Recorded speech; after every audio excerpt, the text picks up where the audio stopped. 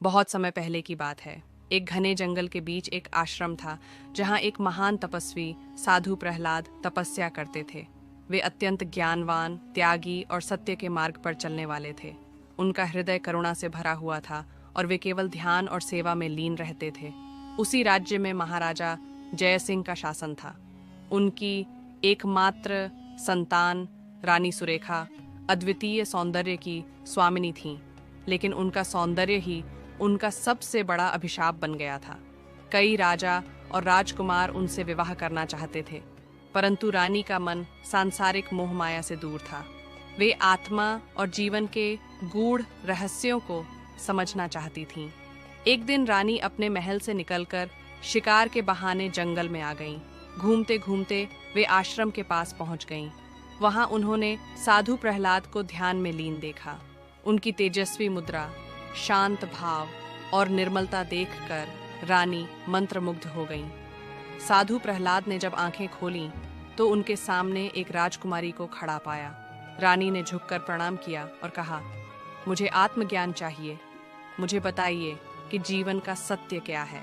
साधु मुस्कुराए और बोले, राजकुमारी, सत्य को जानने के लिए मोह माया का त्याग करना पड़ता है। रानी ने कहा, मैं सब कुछ छोड़ सकती हूँ, परंतु सत्य की खोज से पीछे नहीं हट सकती। रानी हर दिन आश्रम में आने लगी और साधु से जीवन के रहस्यों को जानने का प्रयास करने लगी। वे प्रश्न पूछती और साधु उत्तर देते। धीरे धीरे रानी का मन भक्ति में रमने लगा, परंतु इस भक्ति के बीच एक अनजाना भाव पनपने लगा, प्रेम का भाव। रानी के हृदय में साधु प्रहलाद के प्रति एक गहरी श्रद्धा और आकर्षण जन्म लेने लगा। वे समझ नहीं पा रही थीं कि यह भावना क्या है। क्या यह गुरु के प्रति सम्मान है या कुछ और? इधर साधु प्रहलाद भी विचलित होने लगे। उन्होंने आज तक केवल तपस्या और ध्यान में जीवन व्यतीत किया था, परंतु रानी की उपस्थिति उन्हें विचलित करने लगी। उनके हृदय में एक अजीब सी हलचल थी जिसे वे समझ नहीं पा रहे थे। एक दिन रानी ने हिम्मत करके कह दिया, गुरुदेव, मुझे लगता है कि मैं आपको प्रेम करने लगी हूँ। यह कोई सांसारिक प्रेम नहीं है, बल्कि आत्मा का मिलन है। साधु अचंभित रह गए। उन्होंने कहा, राजकुमारी, मैं एक साधु हूँ। मेरा धर्म है त्याग और वैराग्य। यह प्रेम मेरी तपस्या को भंग कर सकता है। रानी की आंखों में आंसू थे।